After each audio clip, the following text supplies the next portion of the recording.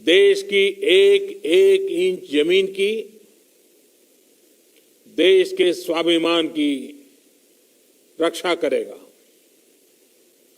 भारत सांस्कृतिक रूप से एक शांति प्रिय देश है। हमारा इतिहास शांति का रहा है।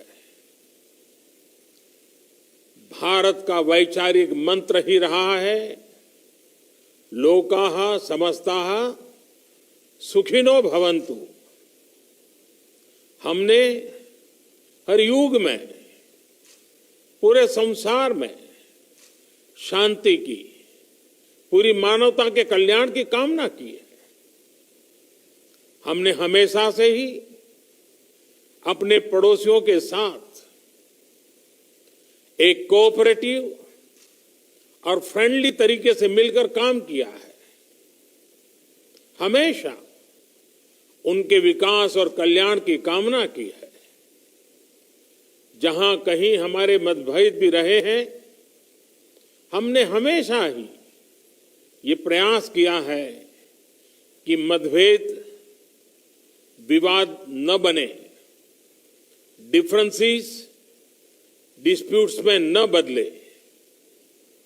हम कभी किसी को भी उकसाते नहीं हैं, लेकिन हम अपने देश की अखंडता और संप्रभुता के साथ समझौता भी नहीं करते हैं। जब भी समय आया है, हमने देश की अखंडता और संप्रभुता की रक्षा करने में अपनी शक्ति का प्रदर्शन किया है, अपनी क्षमताओं को साबित किया है। त्याग और तितिक्षा हमारे राष्ट्रीय चरित्र का हिस्सा है, लेकिन साथ ही विक्रम और वीरता भी उतना ही हमारे देश के चरित्र का हिस्सा है। मैं देश को भरोसा दिलाना चाहता हूं, हमारे जवानों का बलिदान व्यर्थ नहीं जाएगा। हमारे लिए भारत की अखंडता और संप्रभुता सर्वोच्च है, और इसकी रक्षा करने से हमें कोई भी रोक नहीं सकता। इस बारे में किसी को भी जरा भी भ्रम या संदेह नहीं होना चाहिए। भारत शांति चाहता है, लेकिन भारत उकसाने पर हर हाल में यथोचित, हर हाल में यथोचित जवाब देने में सक्षम है। और हमारे दिवंगत शहीद वीर जवानों के विषय में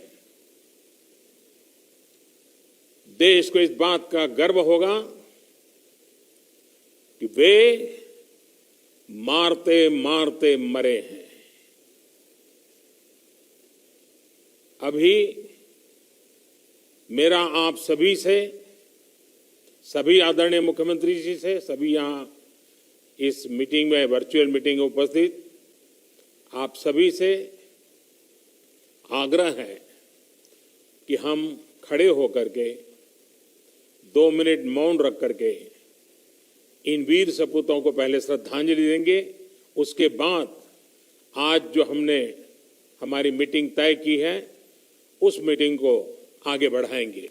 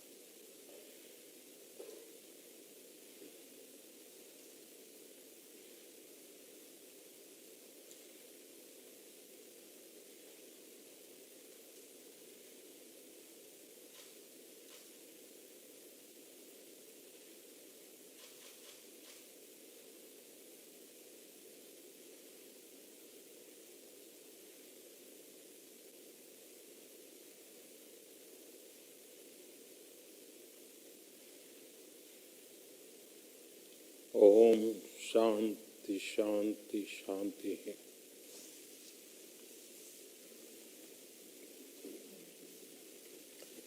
अब हम इस वजह से मैं आग्रह करूंगा कि आज की मीटिंग को हम आगे बढ़ाएं। आदरणीय प्रधानमंत्री जी, उपस्थित सभी।